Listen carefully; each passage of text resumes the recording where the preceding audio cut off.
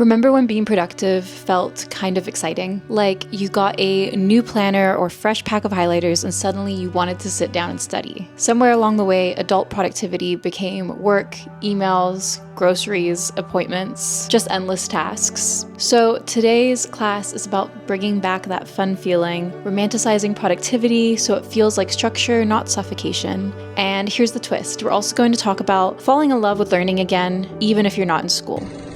Okay, so welcome back everyone. Before we dive into lesson 4, I wanted to do a quick check to make sure you're caught up on lessons 1 to 3. This one builds upon them, they all build upon each other. So if not, save this video and circle back to it. Go check out 1 to 3 first. If you have watched 1 to 3, let's just do a quick 60-second recap. So lesson 1 was our Life 101 September reset. We treated fall like a clean slate and then setting a cozy vibe with candles, evening walks, darker tones. Lesson 2 was super important. That was CURIO 201, which is our life syllabus class. We turned our goals into a curriculum. We picked our core classes and then like a fun elective, a short reading list, media list, and created structure that supports curiosity, not pressure. And then our last lesson, lesson 3, was a short and sweet one. I think I called it AESTH. 120, kind of like aesthetic, 120, adult school supplies haul. So that was where we had tools that set the tone. We built an emergency kit that you want to take to work or if you work at a cafe. We also built a cozy workspace kit. So this is like a basket you can keep under your desk or take with you to work in a little tote bag. So yes, that was our little reset, our syllabus and our supplies all set up for today's class. So welcome to lesson 4, which is research as a hobby. Today we are falling in love with learning again without the pressure of grades, just focusing on curiosity. So think candles lit, a comfy corner, a playlist you actually like, and annotating just for joy. So grab a pen and let's set the vibe and build a study ritual you'll actually crave. So starting with romanticizing productivity, because can we be real for a second? I find productivity only sticks with me when it feels cozy and it makes me excited when I think about it. So instead of forcing routines, we're gonna go and romanticize them. So this is what I mean, right? So like a Sunday night reset, I want it to be light and easy, not perfection, just a vibe. Put on my fall playlist, light a candle, set a 30-minute timer, do a quick sweep, dishes, laundry. I make one cozy thing. Maybe I'm baking cookies or a soup so that midweek me feels taken care of. And this is where I like to think of me as setting up my classroom for the week, not I have to overhaul my entire life on a Sunday night. Another example is systems that feel like you. So we already talked about this in the first 3 lessons, but I revamped my digital garden Notion template into a fall vibe kind of templates. And if you don't know what my digital garden is, I talk on that more in lesson 1. So I'll link that here in case you guys missed it. But I also have that Notion template to track my life syllabus. And I have each lesson from the series in there and my reading list and my electives and all of that mapped out. So if any of you want to follow along and use Notion, that's a free template for download as well. But if Notion isn't your thing, you can just use a paper planner or even a Post-it on a wall. The tool doesn't matter. The point is that it feels intentional, like your own syllabus that you planned out instead of absolute chaos for, planning out your week.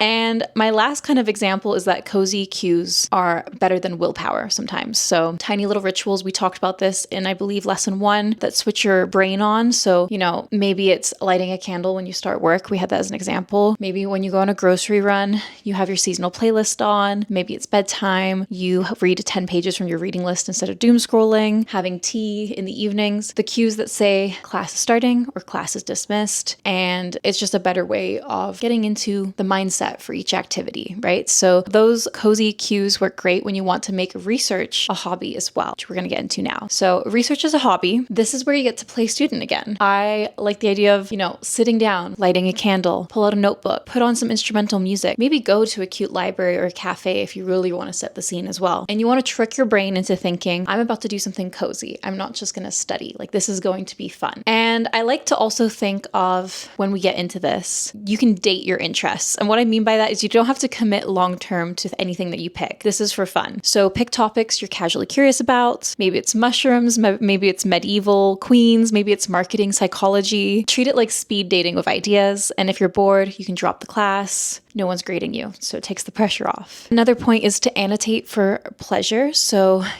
highlight for fun, write notes and margins, just get creative. As kids, we dreaded homework, but as adults, it's actually fun when no one's forcing you.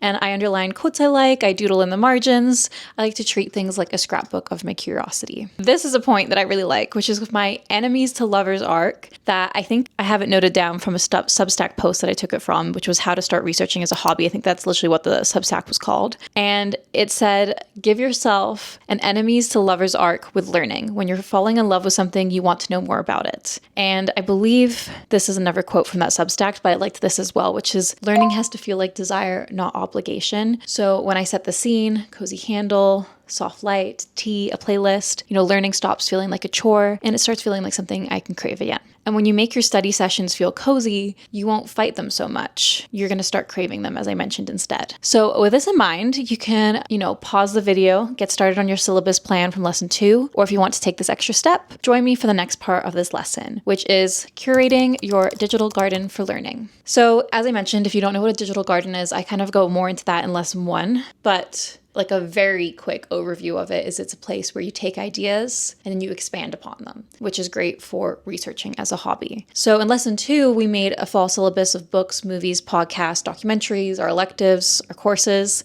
our fall semester reading list. But here's another step, which is curating your digital ecosystem. Because we all know how easy it is to slip into doom scrolling on TikTok, Instagram, Twitter, and then rinse and repeat. And instead of a black hole of content, I've been using my digital garden since the beginning of this year, which is, again, my Notion setup and in this template that I have available for you guys. And I collect things that I actually want to spend time on. So think of it as swapping out junk food in a pantry and instead replacing it with nourishing snacks. There's a Substack that I love. I know I've been on Substack a lot lately. I actually started a Substack for this series if you guys want to check it out. So I'll link that in my description. Me getting excited. I'll link that in my description below as well. But there was a recent Substack post that I read, which inspired a lot of this section. Called Instead of Doom Scrolling by, I believe, Mapu.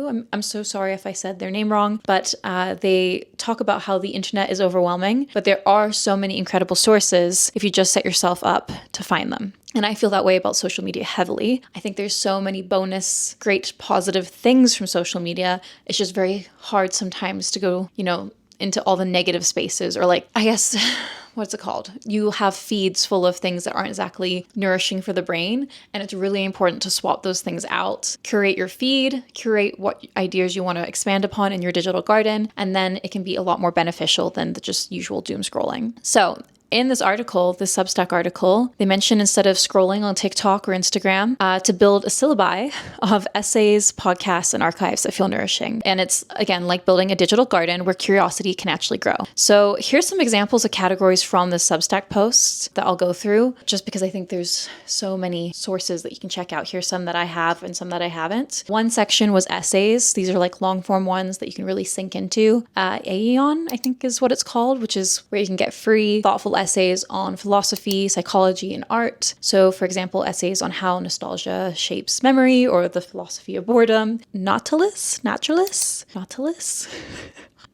I'm going to butcher these names. This is where science meets culture. So these are beautifully written deep dives on things like time perception or cosmic origins. There's a resource called Public Books, which has essays that tie pop culture into intellectual ideas, and you'll find critiques on movies, internet trends, even Taylor Swift, but through the lens of sociology or literature. And how you can use these is instead of scrolling at night, you could pick like one essay a week, read it in a cafe, print it off, underline things. It gives that back to school feeling without being an actual assignment. And you might learn some really cool things that you can just bring up in conversation and flex a little as you talk to other people. The second section is podcasts. So these are like bite-sized lectures. One example is Philosophy Bites, which is short convos with philosophers. It's accessible, it's not dry. The Ezra Klein Show, which is long-form interviews on politics, tech, culture. It's like guest lectures. On Being with Krisha Tippett, I think is how you say her name, which is spiritual, thoughtful, almost almost like an auditing class on meaning. And how you could use these is treat them like electives. So you could put on philosophy bites for like a 15-minute walk, or play on being while you cook a cozy dinner. So it's, learning that slips into your daily rhythm. And the third section is visual and idea archives. So again, how do I pronounce this one? I'm just going to say arena, but it's r.na. So this is like mood boards for intellectual rabbit holes. People curate channels on everything from brutalist architecture to mushroom foraging on there. There's the Internet Archive, which is free scans of old books and films. It feels like you're wandering through a hidden library. And there's letterboxed lists, which is a place where people curate movie lists as if they were syllabi. So this could be like Gothic autumn films, intro to new wave cinema, or even comfort rewatches. And how you can use these guys is to pick a theme for fall, perhaps like Gothic novels, mushroom ecology. I feel like I've mentioned mushrooms so much in this video. French films, and then you can start a little archive folder of all the links as you go through them. A fourth section to look into is blogs and indie publishers. So there's the Marginalian. It used to be called Brain Pickings. That would have been easier for me to say. Again, so sorry if I butchered the name, but this is essays on connecting philosophy, literature, and science. There's the Cabinet Magazine, which is artsy essays and visuals. It's quirky and niche. There's the Guernica, which is essays and fiction on global culture and politics. So how you can use each one of these is kind of pretend you're in like an honors seminar. You choose one independent essay a week, and then you can read and reflect on that as well. And the fifth section, which is newsletters and Substack culture, which Substack is something I think I've mentioned in like maybe the last 5 videos of mine. I think it's such a fun place to check out other people's writing. And some newsletters and Substacks that you can follow is Study Hall, which is media analysis and criticism. And then, of course, this article that I'm mentioning here, which is Instead of Doom Scrolling Itself by Mapu. Hopefully I'm saying that correctly, Mapu, which, is this wonderful Substack article that is curating internet gems into digestible syllabi for us. And so how you can use these different Substack articles or newsletters is instead of waking up and, reading Twitter, you could open one of these instead and make it your morning class reading.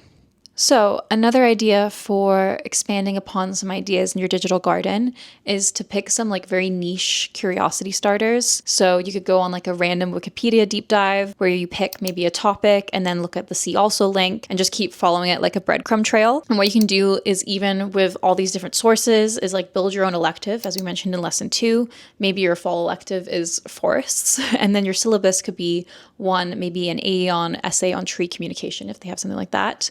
2 could be like a documentary, and then 3 could be like a podcast episode, and 4 could be an arena r.na archive. I'll put everything on the screen in case I'm completely ruining names, but basically use all these different sources to build upon that elective that you've chosen as well. All right, so homework for today's lesson 4. Your homework this week is to recurate your digital world. And so first of all, I want you to importantly go out there and audit your feeds, your TikTok, your Instagram, your YouTube. Don't get distracted while you do this. Go through it and unfollow accounts that will either make you feel drained or you don't feel like you're getting, positive energy or inspiration or knowledge from them. If there's not anything beneficial from it, clear them out. And make sure you also then go through and perhaps find some new people to follow or subscribe to, and really make sure that your feed updates to the things that you want to see. Your next step is to pick a few ideas to put into your digital garden. Start dropping some links in there, maybe some essays, some podcasts, some videos that you want to deep dive on further. And then lastly, importantly, pick one of those and go on a rabbit hole deep dive on that topic this week. So maybe it's art history essays, maybe it's a mushroom documentary. Had to mention mushrooms one more time. Maybe it's a podcast series on philosophy. Just let yourself wander down that rabbit hole and see what you can find, and note it all down in your digital garden as well. Oh, I didn't realize I wrote down some extra homework assignments as well. And I'm not sure which one I put in my Notion template. So additional homework this week, pick which ones you want to do. You could also choose one essay, one podcast, or one visual archive from the list in this video, or even from Mapu, the Substack article that I mentioned, from their article as well. They have so many sources on there. So choose one to explore this week, add them into your syllabus page, into your, digital garden, or as a full-on course that you want to take and expand on. And then spend one cozy evening actually going through it and doing it. Tea, candle, blanket, those are all necessary as well to make it feel cozy. Treat it like a study date with yourself. And that's everything. That's all the homework this week. That kind of tied in with the homework I had before. I feel like it kind of repeated itself. But you guys guys get the gist. So that's it for Curio 310, your enemies to lovers arc with productivity and learning. And again, as mentioned, if you missed lesson 1, 2, or 3, make sure to go back and watch those first. I think especially lesson 2 helps with building out your life syllabus, as that really connects to this lesson as well. And next week is going to be super fun. We're going to be doing my adult electives. So think sketching in cafes, bird watching, cozy fall recipes, basically all the hobbies, as I mentioned, that feel like free therapy. So finish your homework, get your syllabus in order, and I will see you all in the next class. Bye, friends.